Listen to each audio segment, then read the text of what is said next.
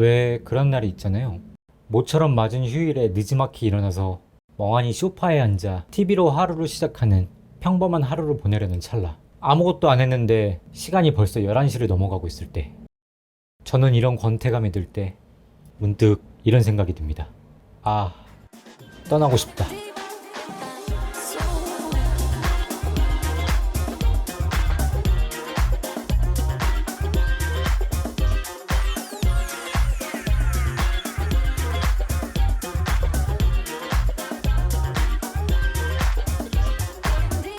그런데 문제는 저한테는 스쿠터 한 대뿐, 저에게는 아무런 계획도 정보도 없다는 거죠. 떠날 마음은 먹었지만 정보가 없어 막막해질 때쯤 챗GPT에게 서울 스쿠터 투어 가이드 제작을 부탁해보기로 했습니다. 우선 챗GPT에게 제 위치를 알려주고 스쿠터를 사용하고 이동할 수 있는 거리를 알려준 뒤 여행할 수 있는 장소에 대해 서울 스쿠터 투어 가이드를 제작 요청했습니다.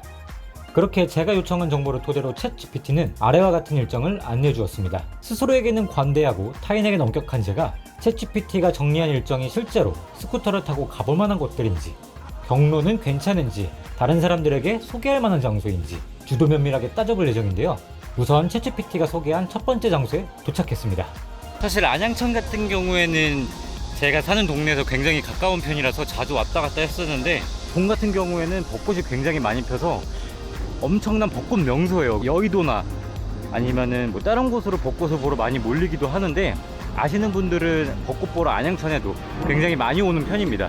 챗GPT가 이곳 안양천을 추천한 이유는 서울 구로구와 영등포구에 위치해 있다고 하는데, 사실 이것은 틀린 정보고요. 스쿠터로 이동하기에 편하고 천변을 따라 산책하거나 자전거를 타며 여유롭게 시간을 보낼 수 있다고 저한테 추천을 해줬습니다. 그런데 사실 여행을 떠나기 전에 여러분께 한 가지 사실을 말하지 않은 게 있는데, 이곳으로 떠나기 전 챗GPT는 저에게 특별 미션을 한 가지 줬습니다. 그것은 바로 성공적인 가이드 제작을 위해 각 여행지에 사진을 찍어오라는 미션이었는데요. 그래서 챗GPT가 추천해준 여러 장소를 돌아다니면서 열심히 사진을 찍으며 돌아다녔습니다. 그렇게 사진을 찍다가 문득 뇌리를 스치는 생각 한 가지, AI에게도 오늘 둘러본 관광지에 대해 소개하고 그림을 그리게 하여 실제 관광지 사진과 AI의 그림을 비교해보면 어떨까 하는 생각이 들었는데요. 얼마나 큰 차이가 있을지 비교해보는 시간을 가져보도록 하겠습니다. 두 번째로 도착한 곳은 호암산 자연생태공원과 호합사입니다.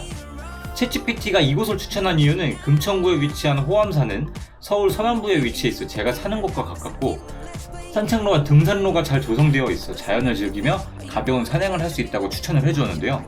올라오다가 오토바이도 퍼져서 중간에 잠깐 정차를 해놓은 상태고, 걸어서 올라왔는데 경사가 진짜 거짓말 안 하고 한 45도에서 50도 가까이 되는 것 같아요. 진짜 너무 힘들었고, 이 금천구에 굉장히 가까운 위치에 이렇게 절이 위치하고 있더라고요.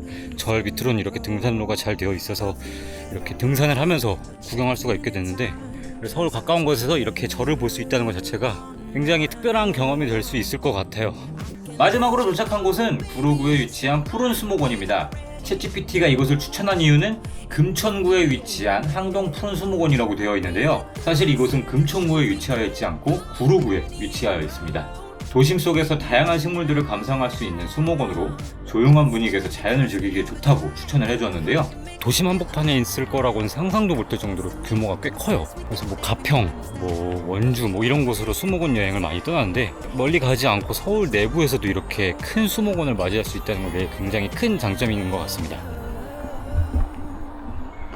네, 이렇게 오늘은 챗GPT가 소개해준 여행지 3곳, 안양천, 그리고 호암산과 호합사, 그리고 푸른 수목원 3가지로 모두 둘러보고 왔는데요. 서울이 워낙 넓다 보니까 제가 자주 가보던 장소도 있었고, 그리고 생전 처음 들어봤었던 장소도 있어서 여기를 추천해준 챗GPT가 새삼 놀랍다는 생각을 했던 것 같습니다. 그리고 마지막으로 오늘 제가 방문했었던 3가지 여행지에 대한 사진을 제가 직접 찍어 왔는데요.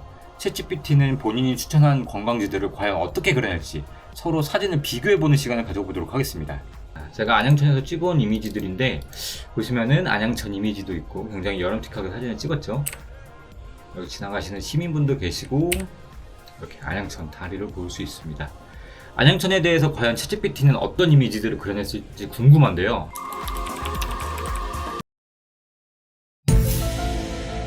챗GPT한테 정확한 명령 프롬프트를 입력한 게 아니라 위치랑 뭐 정보 같은 걸 주기만 했는데 그거를 챗GPT가 받아들이긴 좀 어려운 것 같아요. 그러면은 일단은 안양천 말고 다른 관광지에 대해서는 어떻게 그릴 수 있는지 한번 보도록 할게요.